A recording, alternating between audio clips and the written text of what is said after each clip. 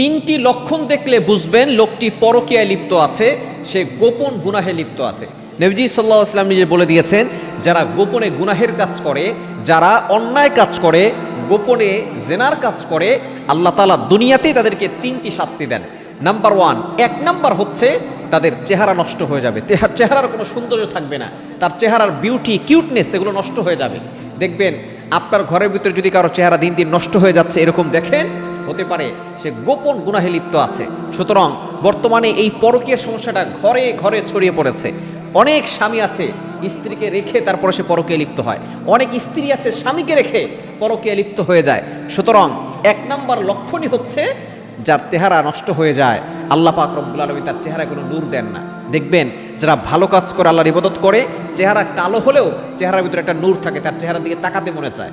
আর কিছু মানুষ আছে নামাজ পড়ে না, গুনাহের কাজ করে বেড়ায়, দেখবেন তাদের চেহারা চামড়া সাদা হলেও চেহারার ভিতরে কোনো নূর নাই, চেহারার দিকে তাকাতে ইচ্ছা করে না। এজন্য এক নাম্বার, যারা পরকীয়ায় লিপ্ত আছে তাদের চেহারা নষ্ট হয়ে যাবে।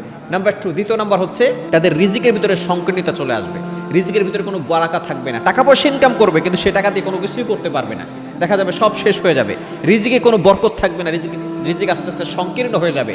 যদি কেউ দেখেন যে আস্তে আস্তে অনেক ধনী ছিল, সে আস্তে আস্তে দারিদ্র হয়ে যাচ্ছে, অবশ্যই আল্লাহ তাআলা অনেক সময় পরীক্ষা করার জন্য দেন। কিন্তু নবী সাল্লাল্লাহু আলাইহি ওয়াসাল্লাম যে বলে দিয়েছেন যে তার গোপন গুনাহ করার কারণে, পরকীয়ায় লিপ্ত থাকার কারণে দেখা যাচ্ছে যে আস্তে আস্তে তার রিজিকের ভিতরে সংকীর্ণতা চলে আসবে। এবং তিন নাম্বার হচ্ছে তার হায়াত সংকীর্ণ হয়ে যাবে। তার যতটুকু হায়াত ছিল এই গোপন গুনাহ করার কারণে আল্লাহ তাআলা তার হায়াতটাকে সংকীর্ণ করে দিবেন। এই জন্য অবশ্যই আমরা এই হারাম কাজ থেকে দূরে সরে আসবো, কেননা ইনলিগাল রিলেশনশিপ, বিবাহ বহির্ভূত সম্পর্ক সম্পূর্ণরূপে আল্লাহ তাআলা হারাম করে দিয়েছেন।